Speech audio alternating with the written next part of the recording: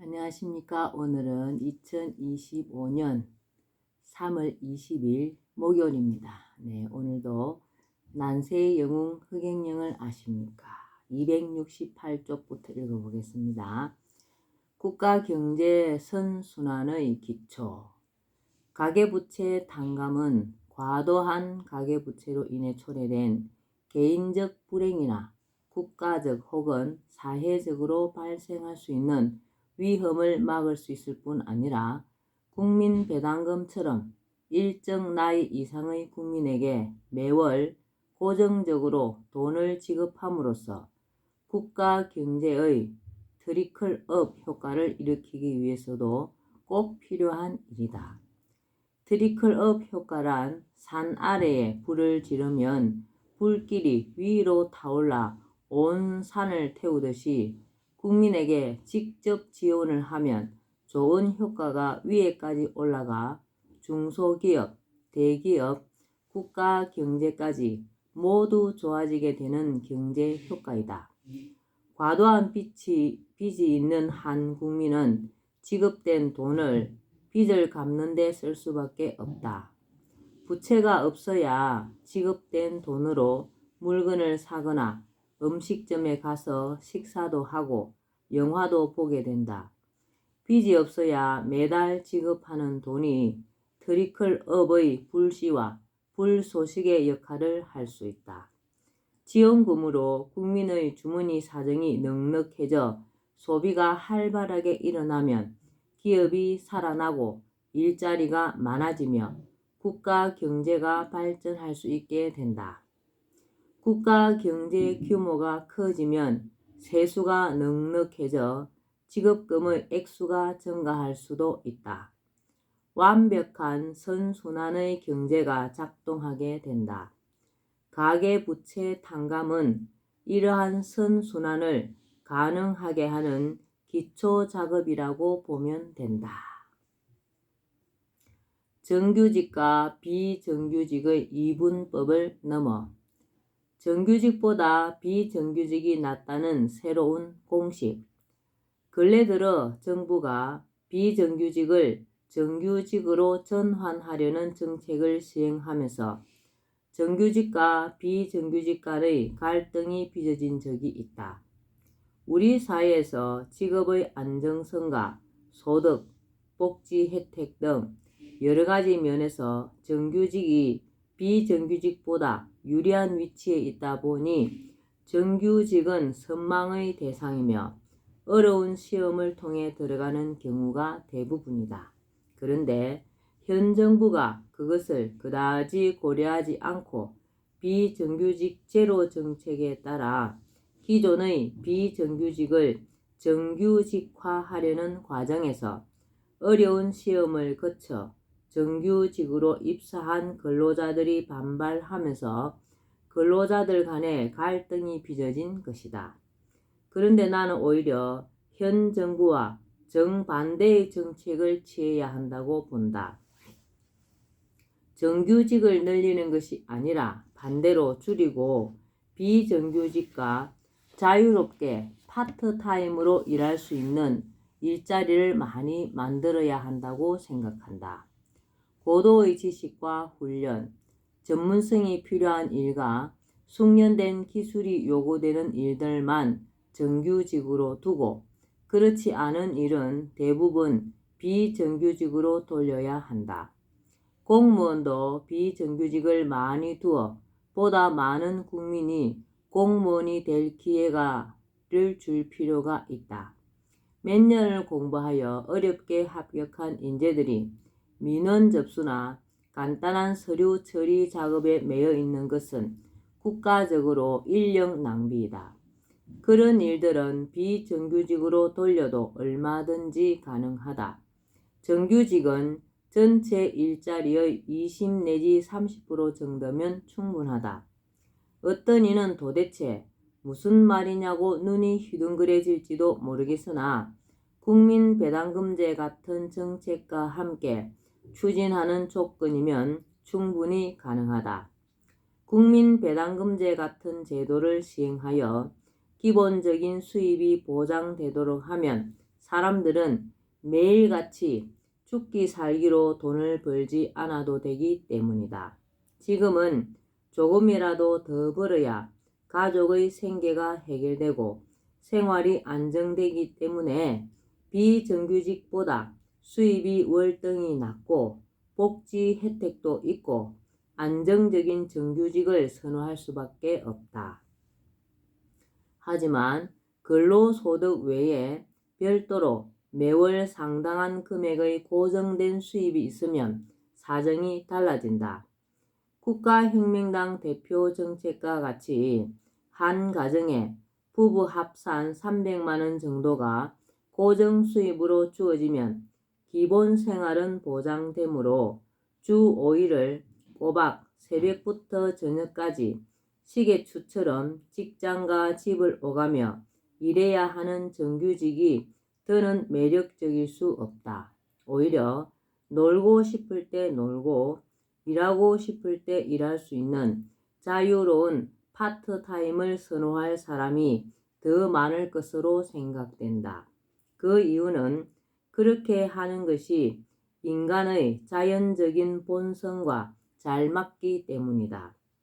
생활만 보장된다면 하고 싶은 일을 하고 놀고 싶을 때 놀면서 사는 것은 누구나 원하는 삶이다. 정규직을 줄이고 비정규직과 파트타임을 늘리는 정책은 국민이 일하고 싶을 때 언제든지 일자리를 얻을 수 있는 일자리 확충 효과도 있을 것으로 생각한다. 국가로부터 지급받는 기본적 고정 수입의 든든한 지원 아래 일주일에 4일 정도 비정규직이나 파트타임으로 일하게 되면 국민 모두는 각자 개성을 발휘하며 자유롭고 행복한 삶을 추구할 수 있을 것이며 비정규직은 기피 대상이 아니라 행복한 일자리가 될 것으로 본다. 기업의 경쟁력을 높이는 결과 모든 근로자를 정규직으로 만들고자 하는 것은 기업의 경쟁력을 약화시키는 일이기도 하다. 2019년 우리나라 비정규직의 숫자는 750만 명에 이르고 평균 임금은 비정규직이 172만 원, 정규직은 316만 원이다. 비정규직 임금은 정규직의 절반 정도에 불과하다. 이들 비정규직을 정규직화하면 750만 명의 월급을 거의 2배 수준으로 해야 한다는 이야기이다. 이것은 기업들을 보고 죽으란 말이나 다름없다.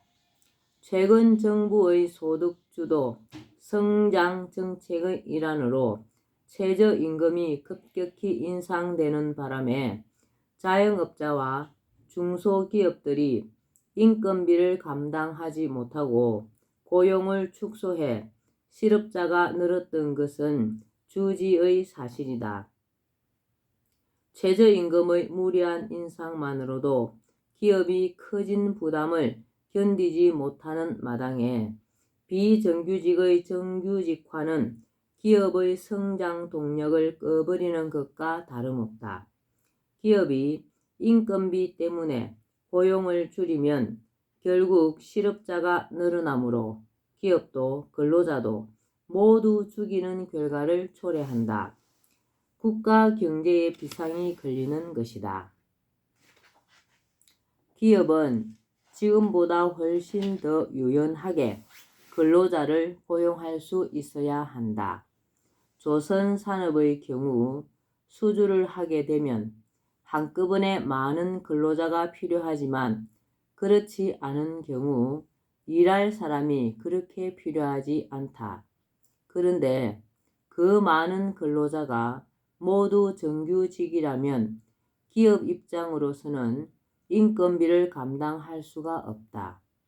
정규직을 줄이고 비정규직, 파트타임을 늘리면 기업의 고용 부담은 크게 줄어든다. 구인난도 그다지 생기지 않는다.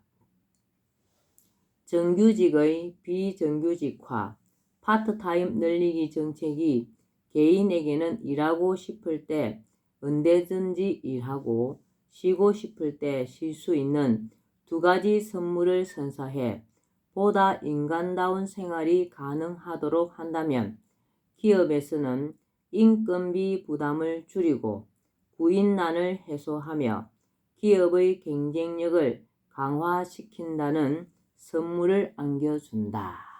네. 통일에 대한 이기적이지 않은 접근. 해체되어야 할 통일부. 미국과 소련 두 강대국의 이해관계 속에 한반도가 남북으로 분단된 이래 우리 민족은 하나의 민족이므로 하나의 나라에서 살아야 한다는 통일의 당위성을 가지고 남북 통일을 염원해 왔다. 6.25 전쟁은 북한이 기습적으로 남한을 공격해 적화시키려고 했던 북한의 남한 흡수 시도였으며 우리나라의 이승만 대통령도 북한을 흡수하는 북진 통일을 꿈꾸었다. 이러한 흡수 통일 기조는 정권이 바뀌면서 변하기도 하였으나 그 밑바닥은 여전히 그대로이다. 우리가 통일부를 두고 있는 것이 그러한 방정이다.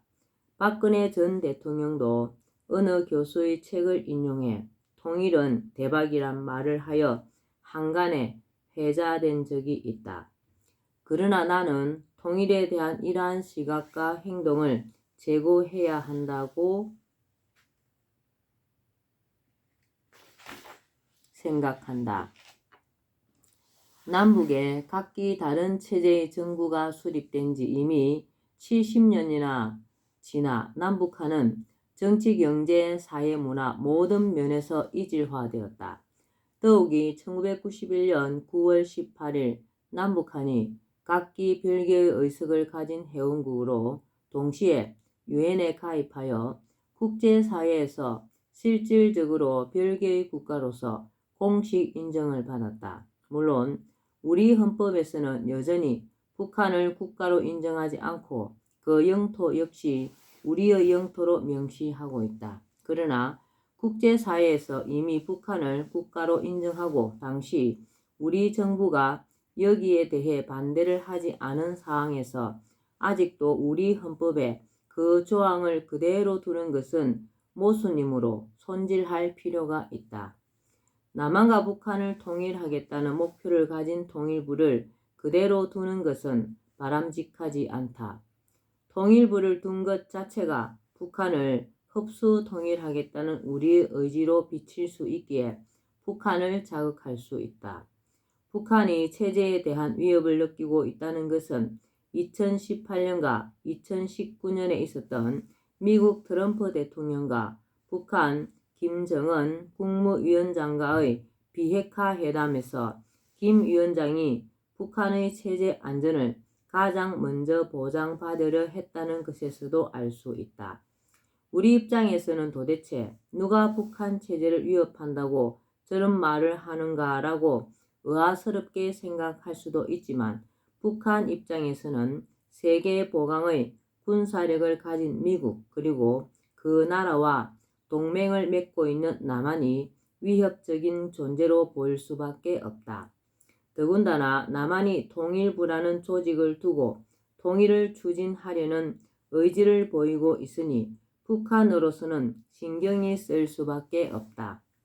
유엔에서 북한을 엄연한 하나의 나라로 인정했고 북한에 지도자가 있어 나라를 이끌고 있는데 그러한 현실을 무시하고 우리가 통일부를 두고 상대방의 의사와 상관없이 통일을 추진하려는 것은 국가 간에 해서는 안 되는 일이다. 통일부는 빨리 없애는 것이 북한을 덜 자극함으로써 오히려 안보에 도움이 된다. 남북 통일보다 선행되어야 할 것. 그렇다고 나는 통일이 필요 없다고 말하는 것은 아니다. 하나였던 민족과 국가가 둘로 나뉜 것을 하나로 다시 통합할 수 있다면 통일을 하는 것이 바람직하다. 더욱이 남북한 간 이산가족들이 생이별을 한 채 서로 만나지도 못하고 있는 현실을 볼 때 통일은 시급한 과제로 생각될 수 있다. 그러나 당장 통일을 추진하는 것은 바람직하지 않다. 가장 큰 이유는 남북한의 경제 규모 격차가 50대 1 정도로 북한의 GDP는 남한 GDP의 2% 정도에 불과하다는 것이다. 독일의 서독과 동독은 당시 경제 격차가 3대 1이었다. 그런데 동서독 통일 후 독일은 막대한 통일 비용을 치르고 있다. 어떤 일은 통일이 되면 북한의 엄청난 지하자원과 남한의 고도 산업기술로 남북한이 단기간 내에 크게 일어나 통일대국이 될 것이라고 말한다. 하지만 그것은 우리의 희망사항일 뿐이며 그것이 그렇게 쉽고 간단하게 이루어지는 것이 아니다. 우리 국민이 원하는 통일은 자유민주주의, 자유주의, 자유시장경제체제로의 통일이다. 시장경제체제에서 통일의 경제적 이익은 대부분 특정 기업과 사람들에게 집중될 것이 뻔하다. 그리고 남한의 졸부들이 북한에 들어가 어떤 일을 할지 상상해 보라. 북한 사람들의 수준은 우리의 1960년대 수준이다. 북한 지역의 생활 수준을 끌어올리느라 우리는 엄청난 돈, 국민의 세금을 쏟아부어야 하며 그 과정에서 우리 국민의 생활 수준은 곤두박질 칠 수밖에 없다. 남한 내에서의 빈부격차만으로도 상황이 심각한데 최빈국의 생활을 하는 사람들과 우리 국민이 섞여보라. 그 엄청난 빈부격차를 어떻게 해결할 것인가?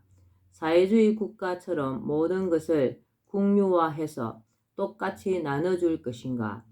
빈부격차를 해결하지 못해 사회 폭등이 일어날 수도 있다. 사실 우리는 남한 내의 지역 통합도 이루어내지 못하고 있다. 전라도와 경상도의 해묵은 지역 감정은 아직도 해소되지 않고 있다. 내가 제시했듯이 전라남도와 경상남도를 합쳐서 전경도, 전라북도와 경상북도를 합쳐서 경전도로 명명하여 동서로 지역을 묶으면 자연히 해소될 문제이지만 여하튼 우리는 우리 내부의 통일조차도 제대로 하지 못한 실정이다. 이런 처지에 너무나 이질적이고 격차가 큰 남북을 통일한다는 것은 대박이 아니라 무모한 도박과 같다. 통일은 결코 아름다운 꿈이 아니라 냉엄한 현실이다. 통일을 준비할 필요는 있다. 그것은 북한의 경제가 성장하도록 민간 교류를 활성화하는 등의 방법으로 지원하는 것이다. 통일의 또 다른 걸림돌은 문화적 이질화의 문제이다. 70여 년이라는 시간은 남북한의 문화에 엄청난 차이를 가져왔다. 언어와 종교, 역사관, 국가 지도자에 대한 태도, 사고방식, 생활방식 등 문화적 이질화는 통일 이후 국민 통합을 이루는데 상당한 저해 요소로 작용할 수 있다. 따라서 통일을 논하기 전에 문화적 이질화를 해소해 나가는 것이 선행되어야 한다. 문화적 이질화를 극복해 나가려면 꾸준한 민간 교류가 필요하다. 민간 교류는 경제적, 학술적, 종교적, 문화적 교류를 모두 포함한다. 이산가족 문제도 정부가 나서기보다는 적십자사나 종교단체 등이 전면에 나서서 해결해 가는 것이 바람직하다. 오늘은 난세 영웅 흑영령을 아십니까? 여기까지 읽겠습니다. 오늘도 흑영령을 많이 부르고 알려서 하늘의 복을 짓는 기쁜 버스를 타는 하루가 되시기 바랍니다. 감사합니다. 흑영령, 흑영령, 흑영령.